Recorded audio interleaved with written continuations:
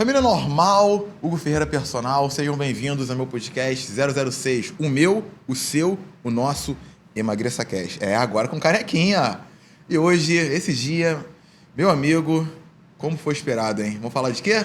Coração, coração, coração. Vê se toma jeito, coração. Sim, atividade física e coração. Com quem? Nada mais, nada menos, doutora Vanessa Abner. Se apresenta aí, por favor. Tudo bem, doutora? Tudo bem, Hugo? Olá. Sou Vanessa, sou médica cardiologista. Além de médica cardiologista, amante da educação física já há muito tempo, né? Já treino há 15 anos, então gosto muito dessa parte. Eu trabalho praticamente, hoje em dia, com reabilitação cardíaca, teste ergométrico e terapia intensiva também. Tá? Trabalho em unidade coronariana, então tem bastante coisa legal aí para a gente conversar. Show de bola, show de bola. Mas antes de começar, né, poderia agradecer. Já vou falar. Alimento número 1, mais saudável do mundo, leite materno. Eu acho que isso daí ninguém vai me contestar. Número 2, na minha opinião, eu acho que da maioria, ovo. E número 3, aqui ó, água de coco, mas sem conservantes, tá bom? É coco e nada mais. E coco é vero coco. Não tem jeito. Pode tomar. Olha lá, eu vou abrir aqui porque vocês sabem como é que é, né? Comigo eu faço assim, eu sou do ao vivo. Exatamente. Duas como sempre. Aquele brinde, doutora? Vamos começar, né? Começar, né? Com certeza. Chave de ouro e nada mais, nada menos do que aquela benção, né, pai? Cadê a benção? Vamos lá. A benção, pai. Eu te abençoo, meu filho. Pronto, agora sim. Agora a gente pode ir. Vamos falar de muita coisa legal. Atividade física, treinamento aeróbico, anaeróbico, HIIT, treinamento intervalado de alta intensidade. E assim a gente vai. Então, para começar, doutora, atividade física faz bem realmente para o coração? Faz bem para o coração. E quando a gente fala de doenças em geral, todas as doenças que a gente estuda sobre atividade física, seja na doença oncológica, quando é possível, seja na doença cardiológica, seja em todas as doenças, assim, a atividade física tem uma contribuição importantíssima. E, principalmente, modifica o desfecho, melhora a qualidade de vida. A atividade física aumenta a produção de vasos sanguíneos, que a gente chama de angiogênese. A atividade física promove vasodilatação. Então, a gente fala em cardiologia de pré-carga e pós-carga. Fazendo vasodilatação, a gente diminui a pós-carga do coração, ou seja, o coração tem menos trabalho para funcionar. Reduz a frequência cardíaca a longo prazo, por redução aí do tônus simpático, ou seja, aquele paciente que às vezes jovem chega batendo a 110, né, 110 de batimento, 120. Com a atividade física a gente reduz isso, e principalmente a pressão arterial a longo prazo, né? Então, em todos os âmbitos, o paciente tem benefício, sem dúvida. Não, show de bola. Essa questão que você falou aí do batimento abaixar, isso daí eu vejo, até em mim mesmo, que eu consigo monitorar aqui pelo relógio. Tinha parado de fazer spinning por causa do tempo, enfim. Voltei a fazer spinning e monitorar a frequência cardíaca. Passou um mês, assim, eu fazendo 2, 3 vezes por semana, mais ou menos 10 ppm abaixaram, depois mais 10 ppm vão abaixando devagarzinho. E aí eu posso garantir que eu estou me condicionando fisicamente? Exatamente. É um parâmetro? Exatamente. Como eu falei, aumenta a atividade parasimpática e reduz o tônus simpático. Então, a tendência é que com o seu condicionamento, a frequência cardíaca vai reduzindo. Então, e isso é muito bom, né? Porque o trabalho do coração vai reduzindo também. Então, a tendência é que isso comece a acontecer. Sim, isso daí é na atividade de alta intensidade. Exatamente. E na musculação? Na musculação, exercícios de resistência, a gente tem menos estudos falando sobre. E existem mais estudos falando a favor de atividade aeróbica no cunho cardiovascular, né, na melhora da qualidade de vida, na melhora do condicionamento. Então, assim, não é que a musculação não favoreça ou não melhore a frequência cardíaca, não melhore a pressão arterial, também vai melhorar. mas o exercício aeróbico é fundamental, fundamental, Então, indispensável. não é para deixar de fazer cardio. Não é para deixar de fazer cardio, Qual- seja lá qual for o objetivo, né, Hugo? Sim, seja lá qual for a pessoa também, né? Seja lá qual for a pessoa. Pode estar obeso, pode estar magro, pode estar falso magro. Exatamente. Não tem essa. Não Cardio tem é essa. para todos. É para todos, independente independente do objetivo. É óbvio que existem estratégias e por isso eu acho que a conjugação, o casamento, né, entre o profissional de educação física, o nutricionista e o médico é fundamental. Para o profissional de educação física saber em qual frequência cardíaca ele pode transitar, Sim. quais exercícios ele pode oferecer e, principalmente, para haver uma conjugação do que esse paciente pode fazer a longo prazo. Então, eu acho que é fundamental, assim. Não, sem dúvida, sem dúvida. E a combinação musculação com exercício de alta intensidade, na minha opinião, longevidade. Tô errado? Não está errado. Sem dúvida, aumenta a expectativa de vida. Esse paciente vai viver melhor. Em questões psicológicas também a gente sabe que muda muito, né? E com a modulação, né, da frequência cardíaca, da pressão arterial, a melhora da circulação, redução do estresse oxidativo, esse paciente tende a viver melhor e viver mais tempo. Tá, agora vamos falar um pouquinho mais da parte fisiológica aqui. Tirar uma dúvida também, não sei se é parâmetro ainda ou é. Eu uso duas fórmulas, entendeu? Para calcular a frequência máxima. Uma você deve conhecer, que é muito famosa, 220 menos a idade. Essa daí. E a outra é a de Carbonem. As duas são válidas? As duas são válidas, mas para a gente calcular, principalmente em pacientes de mais idade ou pacientes que têm alguma comorbidade, principalmente se for ela cardiológica, para a gente calcular a frequência basal do exercício físico, o ideal é que esse paciente seja submetido a um teste funcional antes de começar. Qual teste? Ergospirometria ou ergometria, teste ergométrico. Nesse teste, a gente vai traçar a frequência máxima e a gente faz uma faixa de treinamento desse paciente. Por isso que é importante a avaliação também do médico do esporte, do cardiologista do esporte, um profissional sério, né, que a gente sabe que hoje em dia tem alguma confusão aí, né? Para poder orientar direitinho a frequência cardíaca. E você faz o teste ergométrico? Ergométrico, exatamente.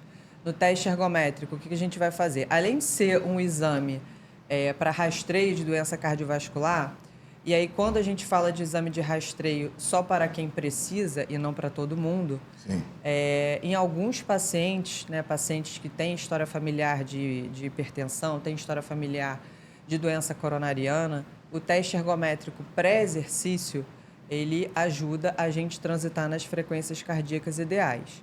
Para quê? Para esse paciente não ser submetido a riscos, né? Para a gente saber se esse paciente faz alguma arritmia durante o exercício, né? Entendendo que ele é um paciente de alto risco, né? Não um paciente sem comorbidade. Paciente sem comorbidades, a gente pode transitar por essa fórmula sem problema. Então, para saber se ele faz arritmia, para saber se a pressão ao exercício sobe demais ou tem alguma hiporreatividade. Então, é um exame muito válido, é um exame de baixo custo e é um exame amplamente disponível. Show de bola, show de bola. Essa questão legal que você falou aí, para saber se ele está transitando certinho na frequência, né? Tem um negócio chamado zona-alvo de treinamento, né? Sim. Exatamente, que a gente vê ali, né? Qual frequência que é específica ali para tal coisa. Mas em pacientes que são aptos normais, preciso disso também? Posso treinar sem essa zona? Em pacientes que não têm comorbidades, a gente não precisa desses exames pré-atividade física. E sim, a gente pode transitar com um pouquinho mais de tranquilidade. É óbvio que se o objetivo é a perda de peso, déficit calórico, a gente vai ter que fazer um treino um pouquinho mais guiado.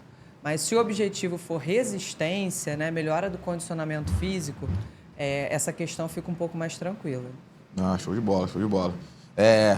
Então, outra questão, já que a gente está falando aqui um pouquinho de alta intensidade, vamos falar de atleta também, né? Atleta de alto rendimento, fisiculturista também, você quer saber? Vamos falar de assunto polêmico. E para o atleta de alto rendimento? Por exemplo, pré-treino, que tem composição de cafeína alta. Faz bem, não faz bem? Até quanto eu posso usar por dia? Sim. Não só atletas de alto rendimento, a gente sabe que o uso de pré-treino é muito disseminado, né, Hugo? Sim. Eu sei que aqui no Brasil, o permitido é 420 miligramas por dose, se eu não me engano, é isso? Exatamente. Fora disso, não pode ser vendido aqui no Brasil. Que é muito mais do que uma xícara de café, né? São 36 xícaras de café, mais ou menos, ali, né? Eu já tô ligado nisso. A grande questão é a seguinte, eu sempre falo para os meus pacientes, vai da sua necessidade e da sua possibilidade. A gente sabe que hoje em dia tem muitos produtos disponíveis e que se você for querer adquirir todos eles para aí sim ter uma qualidade de vida e fazer exercício físico, talvez fique inviável financeiramente. Com certeza. Então, assim, o básico funciona, tá? O básico, o quê? Café. Alimentos que aumentam a vasodilatação, melhoram no ajuste do treino, então uma nutricionista funciona com isso. Agora, se ainda assim houver a necessidade de pré-treino, o ideal é que ele tenha menos estimulante, né? E se o paciente tiver história de morte súbita, história de arritmia, lembrando que eu não estou falando de pacientes idosos, tá, Sim. Hugo? Tem muitos pacientes jovens. Eu trabalhando em unidade coronariana já atendi muitos pacientes jovens com arritmia, com indicação de ablação, pelo simples uso de energético, tá? Red Bull. Sim. Então, assim, quando a gente compara pré-treino com energético, tem alguns pré-treinos que têm até mais estimulantes do que o energético. Sim. Então, tem que ter muito cuidado nessa questão. E, além disso, não é proibido, mas desde que você não tenha nenhum fator de risco para tal. E, além disso, tem uma questão muito importante, é a hidratação. A gente sabe que a desidratação aumenta a frequência cardíaca. E se o indivíduo não se hidrata bem e ainda lança mão de medicações ou de pré-treino que são estimulantes, a tendência é que esse paciente faça arritmias, fibrilação atrial, Sim. flutter, né, arritmias, que às vezes a gente tem que hospitalizar o paciente, fazer procedimentos. Se você for olhar a lata dos energéticos, está escrito evitar consumo com álcool. Mas a maioria não respeita, né? Mistura com vodka, mistura com uísque, entendeu? Né? A grande maioria dos pacientes jovens que eu atendi, é óbvio, tirando aqueles que tinham história familiar positiva, né? Juntaram energético com bebida alcoólica. A gente sabe que a bebida alcoólica também deixa o paciente desidratado. Sim. E aí a arritmia se aproveita disso, tá? E além disso, se você faz uso de pré-treino e durante o dia bebe Coca-Cola, mate, chocolate, alimentos que estimulam mais ainda, o risco de fazer uma arritmia é muito maior, tá? E tem uma coisa muito importante que acontece também, não sei se seus alunos fazem isso. Fala que eu vou falar. Eu sei porque todo mundo já foi jovem e eu também já fiz. É no dia anterior, beber mais um pouquinho, e aí você vai malhar no dia seguinte e aí toma pré-treino. Gente, não façam isso. Você está extremamente desidratado. Você está falando uma sexta para um sábado, mais sexta para o sábado. Bebeu na sexta, exagerou, chutou o balde. Aí no outro dia, obviamente, você vai acordar sem disposição. Vou tomar um pré-treino para me dar uma ajuda. Não faça isso. Isso está errado. Aí é contraindicado mesmo. Entendi. É totalmente desidratado, o corpo totalmente cansado. Exatamente. Você vai forçar alguma coisa. Exatamente. Não é pra ser. E acaba tomando pré-treino. Mas, assim, em geral, vai da necessidade. Eu acho que quanto menos... sempre olhem, assim, os ingredientes.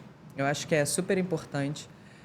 Tem alguns, como a taurina, que aumenta um pouquinho a concentração. Sim. Normalmente, os que eu vejo, os energéticos, são ricos em taurina e os pré-treinos em cafeína, né? Exatamente. Alguns pré-treinos um pouco mais caros, mais famosos, assim, são ricos em citrulina também, arginina. Alguns vasodilatadores, Sim, isso daí. Mas é o que eu digo, assim, principalmente se você une pré-treino a exercício aeróbico, exercício de alta resistência, aí eu já acho que é contraindicado sim, porque você vai trabalhar com faixas de frequência cardíaca altas. Altíssimas. E o que acontece? Esse pré-treino que você tomou, ele vai subestimar o resultado, que você não sabe se se a tua frequência aumentou porque o exercício é que está pesado ou se foi o pré-treino que estimulou. Então, assim, você não está sendo sincero com o seu corpo, né? Então, realmente, eu acho que é contraindicado. Tá. Já que a gente falou de pré-treino, vamos falar de polêmica também. Faltou um composto aí que tem alguns pré-treinos, do Brasil não, mas lá de fora que vende aqui, que é a efedrina. Contraindicado, indicado, depende da dose? Cara, contraindicado. Porque se a gente está falando de alto risco de arritmia com essas medicações, com esses pré-treinos que são comercializados e são autorizados, com a efedrina a gente dispara esse risco, tá? E são arritmias que são potencialmente fatais, assim. Existem arritmias benignas, que o paciente vai conseguir chegar até o pronto atendimento, e existem arritmias potencialmente fatais, né? A tal da morte súbita que a gente tanto ouve. Então, assim, totalmente contra, totalmente contra. E, além disso, se você é um indivíduo que está numa estratégia de déficit calórico, poupando carboidrato, existem diversos pré-treinos que na sua composição tem carboidrato, tem outras coisas que vão atrapalhar o teu processo de emagrecimento. Sim, sem dúvida, show de bola. Show de bola. Então, por exemplo, o uso da efedrina seria como você acelerar seu coração sem precisar? Sem precisar. Totalmente contraindicado e vai atrapalhar o teu exercício físico, né? Porque você nunca vai saber se a tua frequência cardíaca está alta por conta do exercício ou por conta da medicação. Show de bola, show de bola. Tá, contra os atletas de fisiculturismo, vamos ser mais polêmico ainda, então. Sobre os esteroides anabolizantes. O quanto usar? Faz muito mal? Depende? Controle? Você é contra? Você é a favor? Você... Então, Hugo, eu acho... Você entrou num assunto que eu adoro falar, porque justamente por malhar há 15 anos, né, a gente vê muita coisa. Sim. E, assim, existe muito preconceito envolvido, né? E se o indivíduo fuma, ele não chega no consultório e é escorraçado, né? Se o indivíduo bebe, ele não chega no consultório e é escorraçado.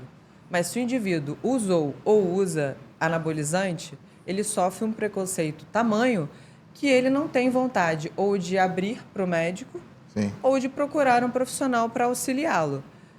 Eu acho que é a opção de cada um, não sou a favor, porque os benefícios a curto prazo realmente são muito visíveis. Sim. Mas a longo prazo, a gente experimenta de diversos efeitos colaterais. E efeitos colaterais que, às vezes, fizeram o indivíduo buscar o uso, né? Então, assim, quando você faz... Camila deve ter falado muito bem sobre isso. Quando você faz uso de um hormônio, o corpo entende que você está fazendo... Você tem muito hormônio e para de produzir. Sim. Então, assim, primeira coisa, se você está pensando em usar anabolizante, pense que você ficará dependente dele talvez para o resto da sua vida. Sim. Porque pode existir uma sobrecarga de hormônio tamanha que o corpo entende que não vai mais precisar produzir. Não, além disso, também tem a parte psicológica, né? Porque o cara ganha um corpo ali, parou de usar, tchau corpo. Esse corpo não vai ser mais possível. E aí ele não vai parar, entendeu? Exatamente. Porra. Os efeitos cardiovasculares, assim, são diversos, né? É óbvio que a gente tem ainda uma experiência um pouco comprometida, porque justamente por existir muito preconceito, a gente ainda não tem muitos estudos usando pacientes que tiveram uso de anabolizantes. Por quê? Porque geralmente esses pacientes não contam, geralmente esses pacientes escondem qual foi a dose utilizada, se a dose foi muito alta, né? São medicamentos que são proibidos, né? São drogas comercializadas, tem muito medicamento underground, né? Sim. Então, a gente nunca vai saber os verdadeiros, quer dizer, a gente está caminhando para saber, né? Mas a gente ainda não sabe os verdadeiros efeitos colaterais a longo prazo da saúde cardiovascular, porque não se estuda esse paciente direito, né? Por essas causas. Mas, assim, o que a gente já sabe? Aumento do colesterol ruim, que a gente chama de LDL. Perfil lipídico. Perfil lipídico. Descontrola tudo. A gente sabe que a base hormonal, é por isso que são chamados de esteroides, é relacionado à produção de lipídios, né? Então, o paciente tem um aumento do colesterol ruim, que a gente chama de LDL, e uma redução do bom, que é o HDL. E, principalmente, hoje em dia, existem vertentes que estudam que o receptor do colesterol bom, que é o HDL, acaba tendo um comprometimento com o uso do anabolizante. Então, assim, além de você ter um aumento do colesterol ruim, o colesterol bom, que iria te ajudar, e você faz a dieta aqui a semana inteira para melhorar o teu colesterol, Assim? com o uso de anabolizante em excesso, você vai piorar isso. Né? Fora isso, eu acho que você deve ter visto ao longo da tua carreira aí bastante sobre hipertrofia, né? Sim, do miocárdio. Do miocárdio. Famoso coração de atleta. Exatamente. A gente chama, tem uma sigla em cardiologia que a gente chama de HVE, justamente pelo que eu falei. O uso de anabolizantes, ele reduz a resistência, na verdade, ele aumenta a resistência dos vasos, e eles ficam um pouquinho mais rígidos, eles não ficam complacentes. Isso, como eu falei lá no início, de pré-carga e pós-carga. Isso aumenta a pós-carga do coração. O coração tem mais dificuldade para mandar o sangue para esses vasos. Imagina esse paciente que já tem o vaso com uma complacência comprometida, né? A pós-carga aumentou, fazendo exercícios de resistência, que aumentam mais ainda essa pós-carga. Então, o coração tem muito trabalho. A tendência é que esse coração fique hipertrofiado. Pô, mas eu escuto direto, doutora, hipertrofia não é bom? Né? Porque eu hipertrofio minha perna é legal. Eu hipertrofio meu braço é ótimo. E o coração? É péssimo. Porque a fase posterior à hipertrofia é a dilatação. E aí, na dilatação, a gente já começa a experimentar a insuficiência cardíaca, a congestão, as pernas inchadas, dificuldade de andar e o comprometimento à atividade física, né? Que aí acho que é o mais impactante. O cara vai ter que parar de fazer atividade física. Ele não vai ter que parar. Hoje em dia, graças a Deus, existe a reabilitação cardíaca. Sim. Existem centros, ainda que muito poucos, pelo menos no Rio de Janeiro. Eu acho que tem um em Laranjeiras, famoso, se não me engano. É no Instituto do Coração? No Instituto do Coração eu não sei se tem, mas tem em Botafogo, tem na Tijuca, tem aqui na Barra alguns. Então, assim, o que esse indivíduo vai ter que fazer? Né? Ele é contraindicado, a princípio, de fazer academia, e ele faz uma atividade física com educador físico, com uma enfermeira, uma técnica de enfermagem, e com um médico na sala de musculação, que é, por acaso, o que eu faço. Tá? Então, não vai deixar de fazer. Ainda assim, a atividade física é extremamente fundamental. Vai ter que fazer um pouquinho mais supervisionado. Sim, então o custo dele vai aumentar bastante, né? Sem dúvidas. Algo que era mais tranquilo vai ficar um pouquinho mais complexo, né? Na verdade, assim, hoje a gente fala que dieta é caro, que custear, né, profissional de educação física, nutricionista, pagar um personal é caro, né? É caro, mas assim, uma coisa que eu bato muito com os pacientes uma receita em média de um paciente diabético, obeso, com insuficiência cardíaca, hipertenso e com stent, gira em torno ali de R$ 1.200, R$ 1.300 por mês. Né? Só de remédio? Só de remédio. E assim, ainda assim, esse paciente vai ter que custear nutricionista, profissional de educação física, porque ele vai precisar. Então, assim... Provavelmente, diabético, pouco açúcar, mais proteína, mais caro. Exatamente, mais Mais caro. uns R$ 1.500, R$ 2.000 aí só de comida. Exatamente. Então, assim, não tem como. A gente tem que se cuidar. As pessoas fazem previdência, poupança, investimento. A saúde é um investimento no futuro, não tem jeito. Sem dúvida. São muito caras, assim. Insulina é caro. Obviamente que tem pacientes que não têm opção, mas, assim, dupla antiagregação é caro, anticoagulante é caro. Então, realmente é uma receita que é difícil de custear no futuro. Sim, então, lembrei daqui, quero mandar um recado para um amigo meu, não vou falar o nome, mas eu gosto muito dele e tô vendo que ele tá num caminho ali, entendeu? Tô vendo que tá no caminho certo. Olha o que ele faz. Aí você me diz se é uma bomba relógio ou não é. Vamos lá. Trabalha mais ou menos aí de 8 a 12 horas. No shopping, vai andando, né? Fica andando para lá e para cá e tudo mais.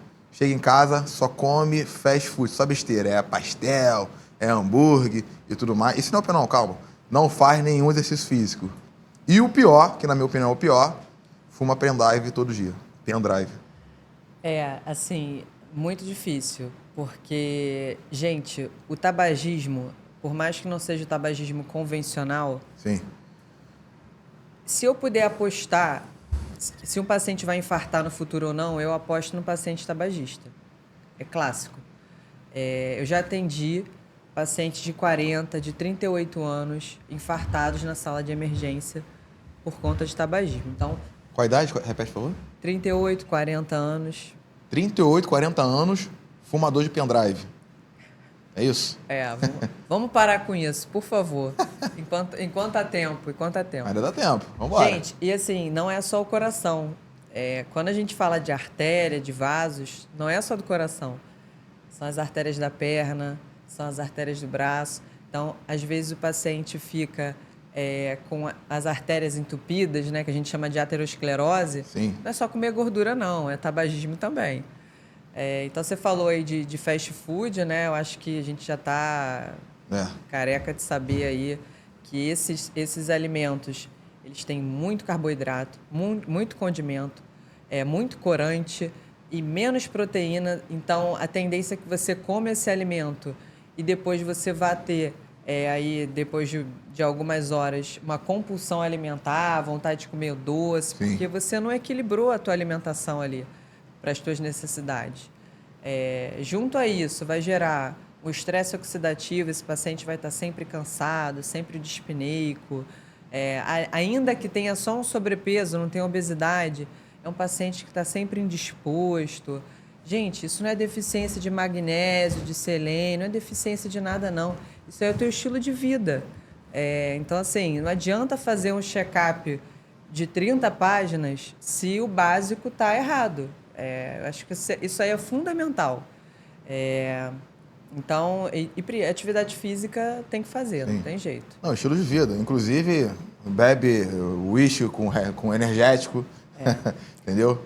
É porque quando a gente é jovem, é muito difícil acreditar que esse dia vai chegar, né? Exatamente. E é muito difícil acreditar que vai acontecer sendo jovem. Eu atendi um paciente essa semana de 45 anos. Né? Jovem. Ele não tinha história familiar de infarto. Ele já foi atleta de alto rendimento, mas não me falou nada a respeito de uso de anabolizante. Sim.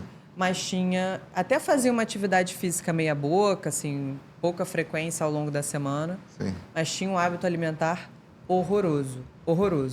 Né? Comia rodízio de pizza, rodízio de carne, bebida alcoólica em excesso, chopinho, e aí infartou. Tá?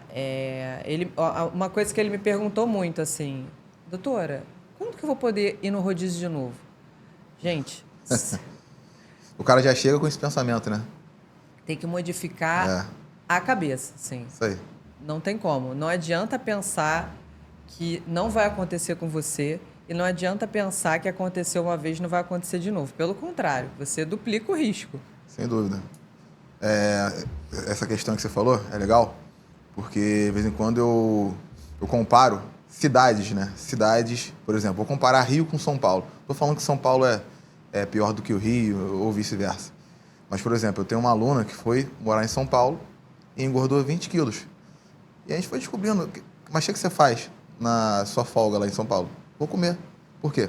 Porque a diversão de São Paulo é ir para restaurante. Entendeu? Eu acabei de falar com um amigo meu, tô em São Paulo, cara, aqui tem muito restaurante. Falei, cara, se tu não tomar cuidado, você vai voltar uns 10, 15 quilos a mais. Sim. Porque o estilo de vida de São Paulo é trabalhar, tudo bem, ganha-se muito dinheiro, a gente sabe disso. E comer. Se deixar, é comida. Diversão, comida. Cinema, levar comida, não sei o quê. Comida, entendeu? Ah, tem o parque. Não é igual o Rio de Janeiro aqui. Não estou falando que São Paulo é pior, sim, mas tem essa questão do estilo de vida bem diferente, né? Entre as cidades. Exatamente. Então isso conta muito também. Hugo, você falando agora parece que você está falando de médico. Porque médico é assim. Fiz plantão ontem, o plantão foi horroroso. Agora eu vou enfiar o pé na jaca. Tenho mais de 15 alunos médicos, então eu sei como é que é, entendeu?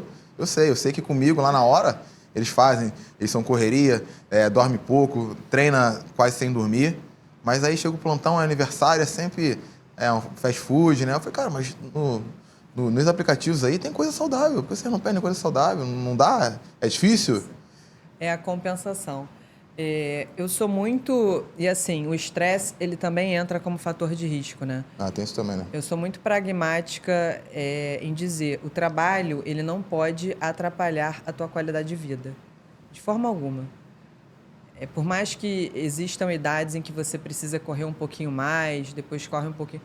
Não pode atrapalhar a tua qualidade de vida. Assim, se o trabalho está impactando e você não está conseguindo fazer um pouco de atividade física diária, nem que seja 1 hora, 40 minutos, eu acho que tem que rever isso aí, porque no futuro, eu atendo muito paciente assim que fala, eu trabalhei muito, eu me dediquei, eu não conseguia fazer atividade física porque eu ficava até 10 horas, 11 horas, eu vejo muito bancário Sim. falando isso, assim, a quantidade de bancário também que eu atendo obeso, com sobrepeso.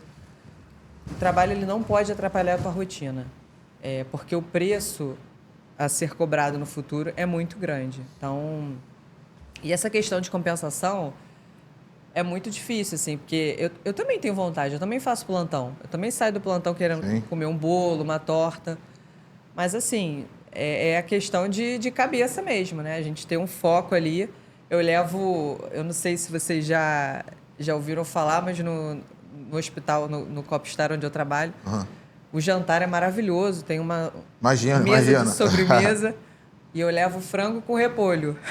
Eu vi lá abobrinha com frango, eu vi, não era? Abobrinha, frango, repolho, couve.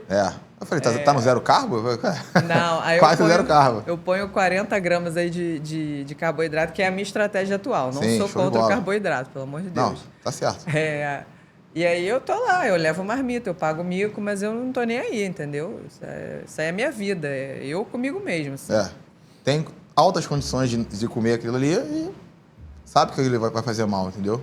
Ainda mais todo dia, né? Uma vez ou outra a gente entende, entendeu? Mas é uma vez ou outra que eu falo pros meus alunos, entendeu?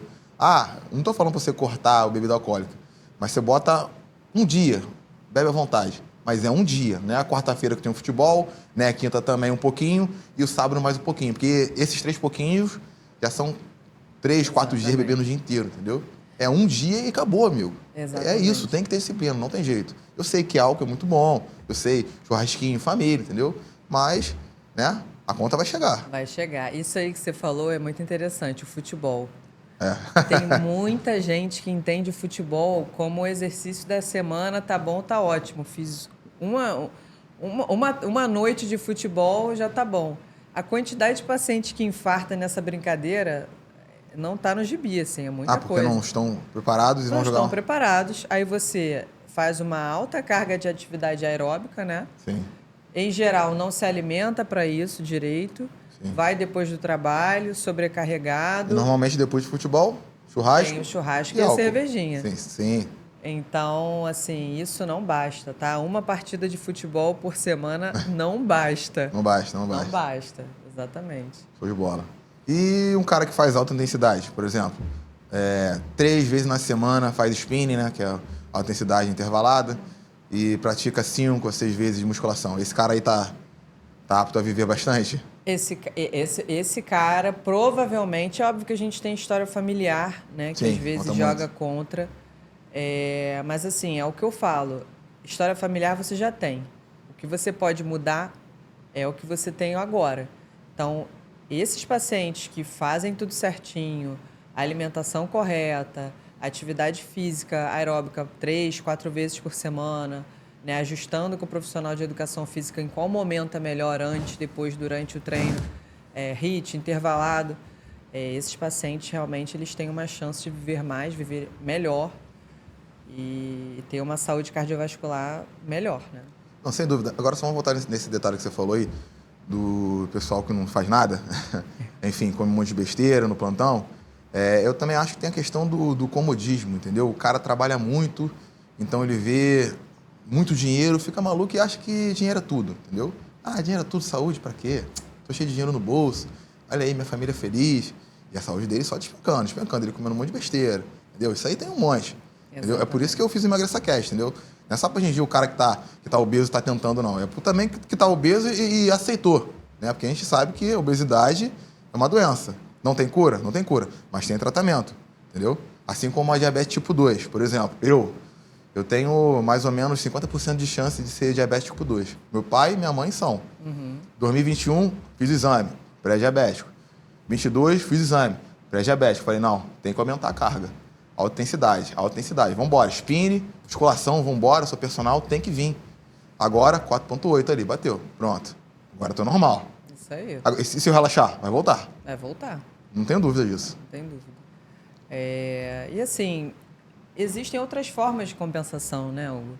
Quando Sim. você se força a ir para academia, faz uma atividade aeróbica, a sensação que esse indivíduo sai da academia é outra, né? Faz um treino que você sinta assim, se sinta sobrecarregado, desafiado. A sensação que essa pessoa sai é muito boa, né? Então, troca a compensação da comida pela compensação do exercício físico. Eu tenho um filho de 3 anos, né? Uhum. E quando eu engravidei, eu engordei 35 quilos. 35. Eu já fazia atividade física. Sim. Né? Mas aí, por alguns motivos, eu acabei interrompendo, não estava certo.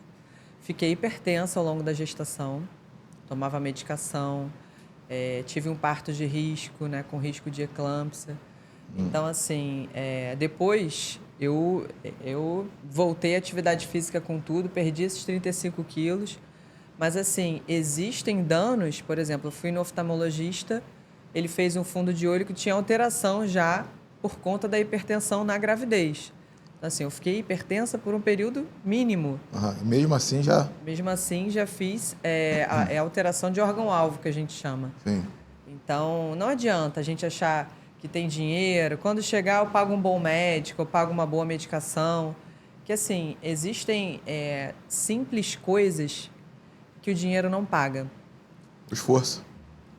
O esforço, a falta de capacidade de fazer o que você gosta, né? Uma hospitalização. Uma vez eu fiquei emocionada, assim, que eu estava no CTI e um paciente, depois de 60 dias, bebeu água pela primeira vez, de novo. Assim, água é barato, né, Hugo? Sim, com certeza. Água é uma Não, mas barato. tem gente que tem muita dificuldade de beber água. E uma das coisas, né, que a maioria dos nutricionistas, eu também super indico para você que tem dificuldade de beber água, tá aqui, ó. Olha lá. Vero coco, água de coco. Tô errado, doutor? Isso aí, tá certíssimo. Beber água é muito importante, se hidratar é muito importante. É óbvio que existem pacientes com insuficiência cardíaca, problemas renais, que a gente tem que ajustar a quantidade de água que bebem, mas é extremamente importante para que a gente possa fazer um protocolo, um emagrecimento mais correto, fora que aumenta a diurese, reduz a retenção hídrica, né? Então é super importante. Sim, show de bola. E quanto... vamos falar um pouquinho mais de atleta também, que você gosta de falar sobre essa parte? Quanto atleta de fisiculturismo, você já atendeu algum? Patologia de algum aí? Trata algum? Já, eu faço acompanhamento de alguns. O meu foco são esses pacientes. Obviamente, assim, não me entenda mal, né? Não vou acompanhar e estimular o uso de anabolizante. Mas aquele paciente que já fez, né, e tem as alterações decorrentes disso, eu acho que a gente tem que ter um foco um pouquinho mais intenso nesses pacientes. E o atleta de fisiculturismo, a gente sabe que nenhum atleta de fisiculturismo, de fato, é saudável, né? Sim. Porque é uma rotina intensa. Embora tenham as alimentações corretas, a gente sabe muito bem o que acontece antes de subir no palco. Sim. Né? Diurético em excesso. Estimulante. Então, o risco de uma arritmia aí nesse período, que você pode depletar potássio, magnésio, é muito grande. Mas, normalmente, quando eu competia, quando eu via as pessoas passando mal, era lá, na hora, entendeu? Exatamente. O enorme uso de diuréticos, entendeu? E outra substância também muito famosa que você deve conhecer, e provavelmente o seu atleta já usou, se subiu no palco, que é o clenbuterol. Eu vou falar. Sim. O que você acha sobre isso? É muito arriscado, é muito arriscado. Embora seja uma prática que já tenha bastante tempo, a gente sabe que o fisiculturismo já tem muito tempo. Sim. É uma prática muito arriscada, assim. Eu acho que deveria ter protocolos de segurança para que não deixasse de existir o esporte. Eu acho muito legal. Só que esses atletas não se submetessem a esse tipo de sobrecarga com o seu próprio organismo. Né? Existem atletas que fazem 3 competições por ano, né? Sim. O estadual, o Arnold, enfim. E assim, antes dessas competições, eles se submetem a estresses absurdos, né? Que podem cobrar um preço caro. Por exemplo, existe o risco de você fazer uma lesão renal com necessidade de diálise. Existe o risco de arritmia. Então, a própria arritmia causada pela baixa de potássio ou pela sobrecarga, porque tem gente que já faz um Lasix, aí junto com o Lasix faz o uso de potássio, que é para equilibrar. Você pode desequilibrar aquilo ali, aumentar muito ou diminuir demais. Então, é muito É arriscado. a famosa bomba de sódio e potássio, tá falando aí. É muito arriscado, exatamente. Você depleta a água do teu corpo, Sim. né?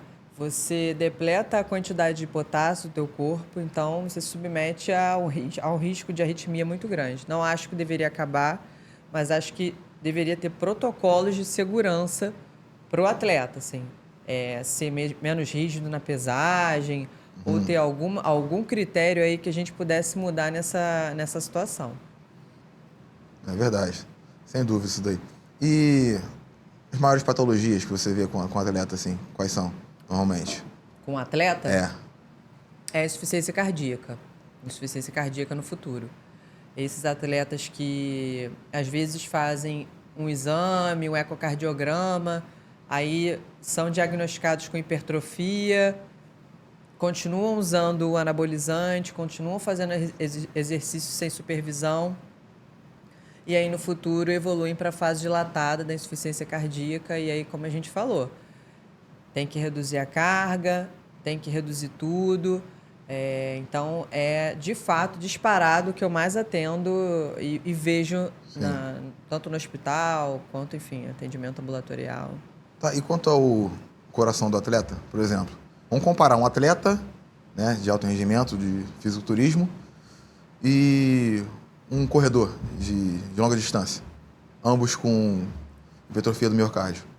Como que você vê A diferença do atleta de fisiculturismo para o corredor é o seguinte: tem o uso de anabolizante, né?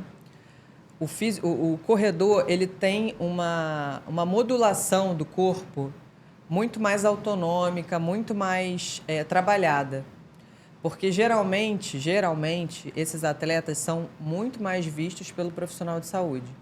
Controla a sua frequência cardíaca, fazem a alimentação correta, tem um equilíbrio entre o carboidrato. A gente sabe que o fisiculturista também, mas como se trata de um exercício aeróbico, geralmente o controle da frequência cardíaca, o controle da circulação é muito melhor do que um atleta de fisiculturismo. Tá? Não está errado, não estou falando que um é melhor do que o outro, mas ambos têm prazo de validade. Tá? A hipertrofia nos dois casos, a tendência é que a hipertrofia no atleta de fisiculturismo seja maior, e aí gerando mais riscos. Como a gente falou, quando o paciente tem hipertrofia do coração e faz uso de anabolizante, que deixa a artéria mais rígida, e ainda assim faz exercício de resistência com aquela manobra que a gente chama de hand grip, enfim, isso aumenta muito o trabalho do coração. Então, a tendência é que o coração do atleta de fisiculturismo, que já está com hipertrofia, né, que a gente chama de hipertrofia do ventrículo esquerdo, seja pior. Em contrapartida, o atleta corredor, de ciclismo, ele também pode ter essa hipertrofia, mas é uma coisa mais controlada. Geralmente, o que eu vejo é o atleta de ciclismo parar por alguma lesão articular. Isso é o que você vê também. Joelho, coluna, ele precisa parar, mas o que ele faz? Ele busca outra atividade que compense essa lesão. Sim, sem dúvida. Faz meio que um destreinamento, né? Exatamente. Muda de atividade, vai se destreinando. e nunca para de treinar. Exatamente. A grande questão, Hugo, é que, assim, os dois são muito legais, atleta é muito legal, mas tem prazo de validade, assim, falando Aham. a verdade, Sendo sincero, mas é verdade. a isso é verdade verdade. pura aqui, Você tem não vai prazo ser de atleta pra validade. vida toda, não vai, pô. Não vai ser atleta para a vida toda, Vai. assim. O cara que é jogador de futebol, a gente vê que se aposenta super cedo, Sim. né? E depois ele pode continuar fazendo exercício físico, mas não da forma com a qual ele fazia. Então, assim, tem prazo de validade. Se você não tomar cuidado, esse prazo de validade é mais curto ainda. Então, tem que ter um acompanhamento médico, fazer uma coisa direita, né, acompanhada, para que esses riscos sejam minimizados. Não, sem dúvidas. Tá. E os obesos? Vamos falar dos obesos aí. Como é que é as doenças deles aí? Assim, o obeso, ele é um paciente mais complexo, porque envolve a síndrome metabólica, né, que a gente Sim. tanto fala. Então, geralmente, o obeso ele tem risco não só de doença coronariana, mas ele tem risco de doença de diabetes, né, das Sim. desordens endocrinológicas. E, além disso, a quantidade de restrição torácica, né, que às vezes o grande obeso ele tem restrição torácica para respiração, isso também dificulta bastante. Então, assim, a obesidade é uma doença muito séria. Hoje em dia, a gente já avançou bastante no tratamento de obesidade, mas, de fato, os riscos que esse paciente tem de infartar, de ter insuficiência cardíaca por cardiopatia isquêmica, são muito maiores do que o indivíduo que não seja. Eu acho que até para operar também tem dificuldades também, né? Muita dificuldade. Toda a equipe é mobilizada. Gente, eu que estou por trás dos bastidores ali do CTI, Sim. da unidade coronariana, tudo com o obeso acaba sendo mais difícil, né? Uma cirurgia, a cicatrização é difícil. Se você faz uma cirurgia cardíaca, fixar, a gente chama de externo, né? Que é o osso que tem aqui. Fixar Sim. o externo é difícil. A quantidade de complicação cirúrgica é difícil. Para a própria equipe, a gente viu agora recentemente o Covid. Aham. Eu falei no outro podcast sobre o Covid, sobre o obeso. Exatamente. Os obesos tiveram um desfecho péssimo. Por quê? Por restrição respiratória. Da caixa torácica não expande, porque tem gordura por trás, na verdade, pela frente, né? Então, a gente tem que cada vez mais disseminar informação, mas informação séria, de que a obesidade tem tratamento, a obesidade tem acompanhamento, mas principalmente mudar a cabeça. Sim, mindset, mudar o comportamento, isso daí. Mudar o comportamento. Não existe fórmula mágica, chumbinho aí, como o pessoal fala, né? Aquelas fórmulas que tem 2 páginas.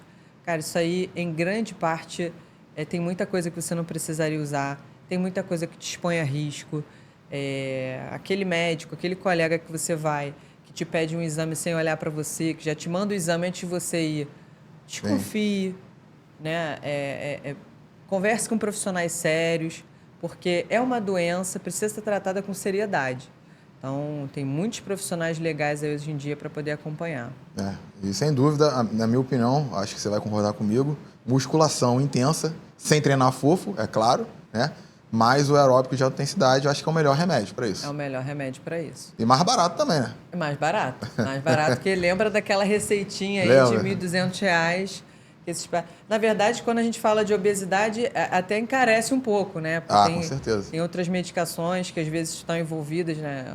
Ozempic, Saxenda, que são medicações muito caras, porém às vezes muito necessárias, que são adjuvantes no processo de emagrecimento com exercício físico, mas que se a gente começar o exercício físico agora, talvez a gente não precise usar. Antihipertensivo, quando a gente tem perdas de peso significativas, às vezes o paciente para de usar. A pressão cai, é incrível. Assim, paciente jovem, obeso, hipertenso, quando começa a fazer atividade física, você deve ver. Para de tomar remédio. Teve um aluno minha que parou. Cortou 2 remédios ali e tal. Exatamente. Então, assim, obesidade está intrinsecamente ligada ao aumento da pressão, aumento da frequência cardíaca, indisposição. Não adianta você repor testosterona se o teu problema é a obesidade, entendeu? Sim, vai ganhar massa magra, mas é massa gorda. E você, embora fique um pouco mais disposta, você não está tratando a causa.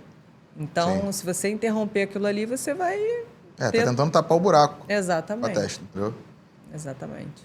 E tem um outro detalhe também, que a galera acha que quando a gente fala obesidade, é só aquele cara que está muito, muito acima do peso, tá a obesidade nível 4, nível 3. Não, mas tem a galera do sobrepeso também, que é um alerta, né? Alerta. Opa, você tem problemas com peso. Exatamente. Cuide-se. E é importante também fazer o acompanhamento, assim, a pessoa que está começando agora, acompanhamento com um endocrinologista, com um cardiologista, guiar a tua alimentação para alimentos com menor gordura, porque a gente sabe que às vezes o paciente na balança não é obeso, tem um sobrepeso, mas tem muita gordura na dieta dele. Então, eu acho super importante ter esse controle também. Não, sem dúvida, sem dúvida. Isso daí é fundamental, né? Gordura é muito pouquinho, normalmente é insaturada, né? Exatamente. A gente sabe aí, azeite é uma das coisas boas aí. Exatamente. E muito controlada, né? Ter o controle ali certinho de quanto pode comer para poder dar tudo certo. E no final, assim, a gente sabe que dieta, a princípio, no início, ele parece ser difícil, mas se você otimizar, se você tiver ideias, eu dou várias dicas para o paciente, embora não seja nutricionista, que eu faço, assim, por exemplo, eu faço... Pode falar. Inhame ralado e boto no forno como se fosse batata palha. Fica uma delícia. Isso é legal, isso é legal. Entendeu? Eu gosto de fazer purê de inhame, me amarro. Purê de inhame. Você vai otimizando, assim. Faz hambúrguer de patinho. Sim, isso aí. Come sem pão. Hambúrguer de músculo também, músculo é uma boa carne. Exatamente. Você vai otimizando a tua vida. Você não vai deixar de ir nas festas. Você não vai deixar de ir no churrasco com os amigos. Você só vai... Eu já fui no churrasco e levei um frango. Já fui também, já fui pra praia também, fiz farofada também, quando tava na dieta, né? Levei meu peito de frango cru, falei, bota na churrasqueira aí que eu tô na dieta. E pronto. Isso daí, pô, isso daí. O pessoal não entende não, mas depois vê o resultado, nossa, você tá assim, como que você fez? Então, lembra daquele frango que eu levei? Eu tô levando há já 1 ano já, entendeu? Exatamente. 1 ano mais menos que os lugares, entendeu? E principalmente, você, pode ser que você não influencie todo mundo, mas uma pessoa que você influenciou ali já vale a pena. Já vale, verdade. Com certeza. Porque tem um monte de... Agora mesmo, né? Tá chegando perto do Ano Novo, do Natal, né? Um monte de aluno me procurando, mas assim, que deixaram se engordar 20, 15 quilos, mais ou menos aí, entendeu? Eu falo, cara, porque você não começou antes, devagarzinho, entendeu? Aí eu falo, ó, quer começar? Começa. Mas não é pra parar, não é pra começar e chegar o Natal e depois, vou parar porque acabou o ano, não sei o quê, carnaval, e depois vir aqui de novo em outubro me procurar, entendeu? Porque não vai adiantar, só vai piorar, e vai ter uma hora que não vai ter mais jeito, entendeu? Você vai perder um pouco da tua mobilidade e não vai conseguir nem fazer mais cardio, entendeu? Direito, porque vai doer o tornozelo, vai comprometer a articulação, entendeu? Exatamente. Inclusive, eu vou trazer um ortopedista para falar sobre isso. Exato. Muito legal, porque assim, a quantidade de pacientes que eu atendo com lesão no joelho, articulação, por quê? Sobrepeso, inatividade física. A gente sabe que o músculo, ele protege as articulações. Sim, eu falo muito isso com os meus alunos. Ele é o protetor. Então, assim, assim como fazer atividade física sem o profissional de educação física... Ao extremo também, como teve aluno meu que fazia... virou aluno meu agora, né? Corria todo dia. Cara, todo dia tu não tinha descanso? Eu falei, não pode. Não, mas eu gostava de correr todo dia. O que aconteceu? Artrose. Entendeu? Complicado. Uma coisa é você ser atleta de alto rendimento, adquirir alguma coisa dessa. Mas agora, outra coisa é você ser um amador, entendeu? E adquirir uma artrose. É diferente, foi um erro seu. Exatamente. Entendeu? Complicado. Acaba gerando... Porque tem que ter descanso, entendeu? A gente vai na academia ali para romper a fibra, entendeu? Ela vai crescer quando? Na hora do descanso. Tem que descansar. Então, por exemplo, o cara que gosta de fazer bastante atividade aeróbica, o que eu indico, é dia sim, dia não, ou no máximo 2 dias sim, 1 dia não. Entendeu? Passou disso, eu já acho que vai sobrecarregar a articulação. Os estudos mostram isso, entendeu? Eu vejo muito isso, entendeu? Ou é DSDN, que é o dia sim, dia não, ou 2 por 1. 2 dias sim, 1 dia não. E aí você vai combinando o treino, né? Isso, vai combinando também com... treino mais pesado. Isso, com musculação e tudo mais. E quanto aos exames também, você falou de perfil lipídico, FSH também, será que influencia também alguma coisa? Então... Ele é alto, ele baixo ali? O que eu costumo dizer, assim, eu sou uma defensora, assim, de solicitar exame apenas para quem precisa. Sim. Por quê? Não é porque eu sou chata, é porque, às vezes, um exame alterado que você fez e não precisava fazer, ele te dá um diagnóstico, às vezes errado ou às vezes precoce. Você começa a tratar, gera transtornos, toma medicações que podem ter efeitos colaterais, e aí você entra numa cadeia muito iatrogênica, né? Sim. Então, exame. Para quem quer começar a atividade física, se você não sente nada, não precisa fazer exame, né? Para quem tem hipertensão, tem que ser acompanhado por um cardiologista, de repente fazer o teste ergométrico, um exame funcional, se você tem uma história familiar de doença coronariana. Agora, assim, para quem não sente nada, não tem doença, hoje em dia a onda que a gente vê de pacientes jovens Hipocondríaco? dosando FSH, LH, testosterona. Gente, se você não sente nada, não precisa dosar esses hormônios, né? O indivíduo... Tem indivíduos que vivem a vida inteira sem sequer saber em qual dosagem esse hormônio está. Então, assim, não precisa aqueles 30 tubos no exame de sangue, Sim. né? Não precisa... Se você tem uma vida saudável, se você faz tudo direitinho, se você faz exercício físico, se você não sente dor no peito quando faz exercício físico, falta de ar quando faz exercício físico, não precisa. Não precisa você fazer milhões de exames. Sim, acaba procurando um problema, acha alguma coisa ali, e às vezes nem nada. Exatamente. Eu vejo... E assim, é transtorno, né? Porque às vezes você vê uma dosagem baixa de um hormônio, aí começa a reposição, sem precisar, porque você não tinha indicação. Sim. E aí acaba o efeito colateral daquele hormônio.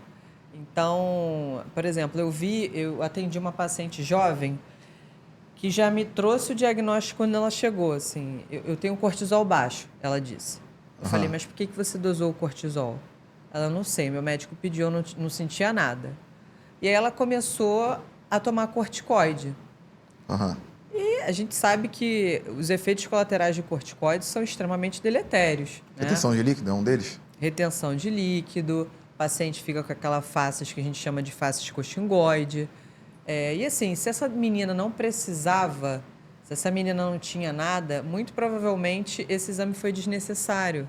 Porque assim, ela fez a reposição, muito depois já tinha voltado ao normal, ela continuou sem sentir nada, porque ela já não sentia antes, mas ela ficou com os efeitos colaterais da medicação. Então, assim, é muito grave, né? Existem exames de rastreio, que às vezes o paciente... check-up, que tem que tomar cuidado com o excesso de exames que o paciente pede, que o médico pede, né? Não, sem dúvidas, sem dúvidas. Exames demais não é indicado, né? Se você não precisa, não faça. Se você... mas eu tenho história familiar, mas eu sinto alguma coisa. Olha, eu estou fazendo um exercício de alto rendimento, vou correr uma maratona. Pô, aí tem que ter um acompanhamento. Mas, assim, você é uma pessoa que faz exercício físico diariamente, não tem história familiar, tem uma vida saudável, não precisa estar de 6 em 6 meses dosando eletrólito, fazendo exame. Assim, isso não vai mudar em nada e você provavelmente vai custear essas reposições, essas medicações, e aí vai ser mais uma coisa para poder pagar, né? Não, sem dúvida. Então para o cara que é saudável, faz exercício físico, por exemplo, um simples questionário Parquet já está ótimo para ele entrar na academia. Se for respondido com sinceridade, né? Tem que ser tem que ter sinceridade ali. Mas assim, eu acho que o paciente que ele tem doença, ele já te traz algumas queixas que te deixam no alerta, né? É aquele paciente que, doutor, eu subi uma escada ali, senti uma ardência, mas aí eu parei, fiquei em repouso 10 minutos, passou. Voltou. Opa, isso não é normal. Isso não é normal. Assim, vale a pena investigar. Tem história familiar, o paciente tabagista. Então, assim, se tem comorbidade, se tem fator de risco, eu acho que vale a pena uma avaliação prévia. Se não tem, é isso. É questionário, acompanhar com um profissional de educação física, fazer o que tem que ser feito, o básico que tem que ser feito e não inventar ideia, porque a gente vê aí cada vez mais tratamentos questionáveis, tratamentos que não têm o devido estudo, a devida comprovação científica, e os pacientes pagam muito caro por isso e acabam sendo prejudicados, porque o que a gente não estudou, a gente não sabe o que pode causar. Não, sem dúvida, sem dúvida. Então, para finalizar, doutora, deixa um recado aí para cada um deles, tá bom? Pro cara que está acima do peso, pro cara que é atleta de alto rendimento e pro sedentário também, que não faz nada. Beleza, vamos Conta lá. ao coração. Tenta correlacionar coração e esses caras aí. O que vai acontecer? Perspectiva de vida. Vai deixando aí, vai falando aí. É isso aí. Como eu falei até de forma repetitiva, né? O exercício físico é o teu melhor investimento. Sim. Então, para aquele indivíduo que esteja obeso, procure atendimento, não tenha vergonha de ir para academia porque está obeso. Sim. Eu já escutei muito isso. Assim, ali é o lugar de você estar mesmo, assim. Começar a acompanhar. Se você tem história familiar de doença coronariana, de arritmia, de insuficiência cardíaca, comece um acompanhamento, faça exercício físico, tenha uma vida mais saudável, não tenha mudanças drásticas. Isso eu falo muito para meus pacientes, assim. De um dia para o outro, não muda, hoje eu vou mudar, segunda-feira eu vou comer peixe, vou comer chuchu e cenoura. Vou cortar pão, vou cortar não sei o quê. Não seja drástico. Isso aí só vai te gerar compulsão alimentar, você vai tolerar um pouco período e vai voltar talvez pior. Atleta de alto rendimento, fisiculturista, tenha um médico parceiro, um médico de confiança, faça o acompanhamento, faça seus exames, se possível, reduzir ou não usar anabolizantes. Sim, sim. Mas não deixe de ir ao médico por vergonha, por medo do julgamento. Você, em especial, essa população precisa de acompanhamento. Sim, sem dúvida. Para quem está fumando, né, tabagista, vamos interromper, procure ajuda. Hoje em dia a gente tem milhares de medicações para poder reduzir essa questão, melhorar essa questão. E é isso, tá? Otimiza o teu horário. Gente, eu falo para os meus pacientes, assim, atividade física é programação, né, Hugo? Sim, com certeza, sem dúvida. Segunda-feira eu já estou pensando no treino de sexta. Tipo, essa semana eu vou poder treinar de manhã, terça-feira, à noite, quarta, na quinta, tal horário. Organize-se, tenha organização, que eu acho que essa é a receita aí de você ter uma vida um pouco mais saudável. Eu acho que a mensagem é que a atividade física, o exercício físico, tem que ser algo igual ao seu trabalho, entendeu? Exatamente. Você tem que ir, não tem jeito. Com compromisso, com seriedade, com concentração. Não ir porque, tô indo aqui porque tem que ir. Acho que é compromisso mesmo. Show de bola, show de bola. Então, maravilhoso hoje. Muito obrigado, doutora. Nossa, vai ajudar muita gente. Muita gente vai sair do sofá. Muita gente que está com dinheiro, que está sem dinheiro. Ou que é que nem o André que veio aqui, né? O André Whitson, que tinha 85 centavos e perdeu 95 quilos só com alimentação e treinamento. Entendeu? Vai mudar a vida de muita gente, tá bom? Era isso que eu queria mesmo. Você doou tudo aqui, doou tudo. Falou tudo, soltou a voz, entendeu? É isso daí. Muito obrigado, doutora, tá bom? Doutora Vanessa Abner. Fala o seu Instagram aí também pra galera. Meu Instagram é doutora Vanessa Abner. Por alguns motivos eu acabei fechando o Instagram, mas assim, quem quiser acompanhar, eu aceito. Eu falo um pouquinho disso também, misturo ali com a minha rotina, né? Mostro para, de repente, você que acabou de ser mãe, né, que trabalha muito. Sempre dá, sempre dá. Sempre tem um jeitinho. E queria te parabenizar, porque assim, a gente está vivendo num mundo de muita informação disponível e muita informação errada, Hugo. Muita iatrogenia, né? Muita informação disseminada que acaba sendo maléfica. E, assim, o que combate isso é a informação. Sim, com certeza. Informação correta, informação séria. Sem fake news. Sem fake news. Entregar conteúdo de qualidade para que a gente possa combater essa onda aí de saúde de doença disfarçada de saúde. Sim, né? que a obesidade gente... é autoaceitação, entendeu? Tem muito na televisão, infelizmente tem, né? Autoaceitação, o emagrecimento, a hipertrofia, essa ideia de que só funciona se tiver algum aditivo. Sim. O básico funciona. Vai no básico que ele funciona. Isso aí, sempre funcionou, sempre funcionou. Exatamente. Tá bom? Muito obrigado, doutora, tá bom? EmagreçaCast 006. É isso. Vamos que vamos, galera.